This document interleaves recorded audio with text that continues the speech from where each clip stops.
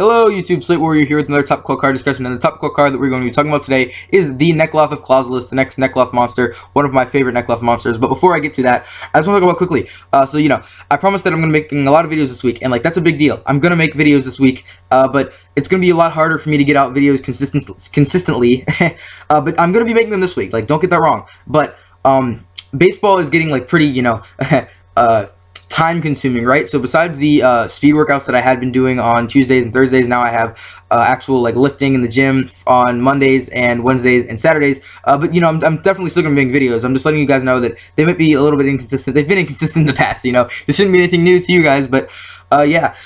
Also, I'm really fitting this in on a really tight time frame today because the Steelers play today. Shout out to Gage X Scapegoat and the rest of Steeler Nation, man. Here we go, Steelers. All right, so let's get to the card discussion. The Necloth of Clausolas. Its properties are: it is a water warrior ritual effect, level 3, 1200 attack, 2300 defense. Came out in SPTR. This is released in Japan. Now that it's released in Japan and I practiced with it on DN, I know that I have some educated opinions on this card. I know what's going on with it. For instance, I know that it is a staple at 3, but I'll be getting to that in a second. Before I get to its effect, let's compare it to Mistbird Clausolas, another one of my favorite cards.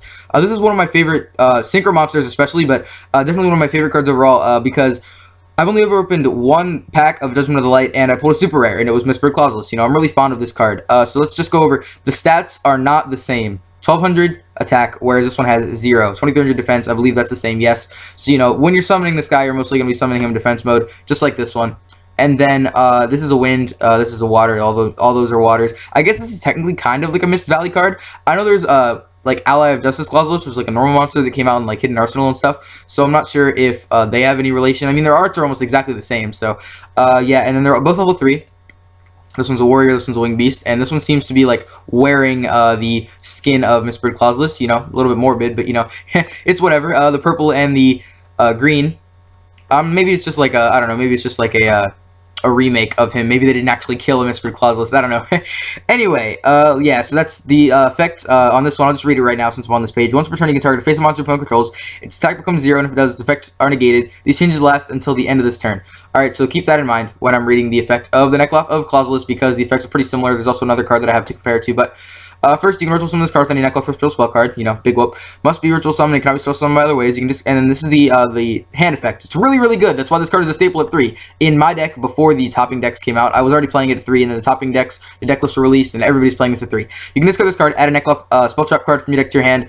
So the ones that people are adding most of the time right now is the Kaleidomirror. That's the one that they're running at 3, simply because it's the most plus. Getting the stuff out of your extra deck just takes the least out of your hand, even though you can use the other one, the Exomirror, and send a Shrit. That requires you to have a Shrit in your hand, and even though it is searchable by Rhoda, in the OCG, Rhoda is at 1, so it's a little bit harder to get to your hand.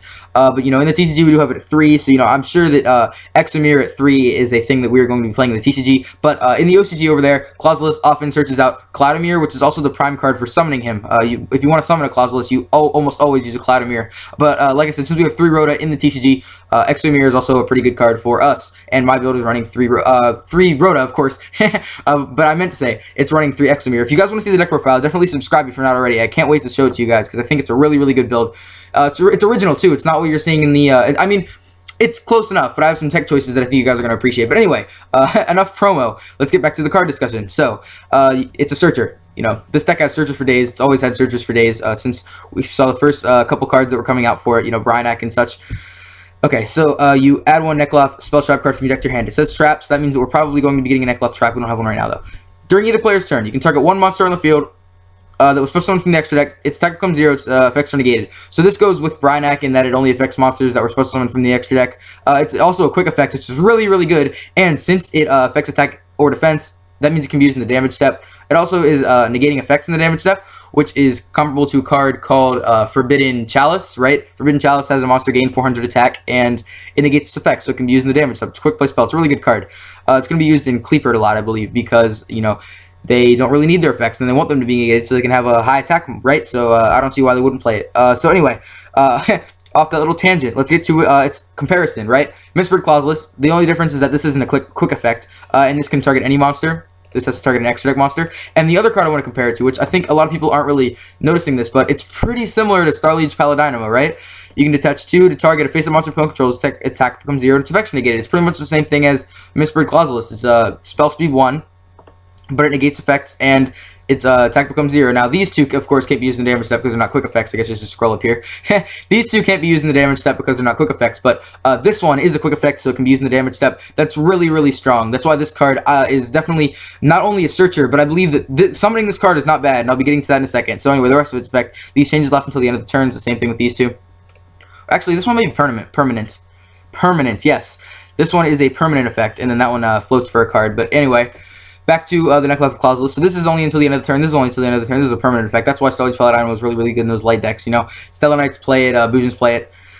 And you can only use the effect of it once per turn, which is not a big deal because I don't see why you'd summon multiples of these. Even if you do, I mean, you have two 23Ds on your side of the field.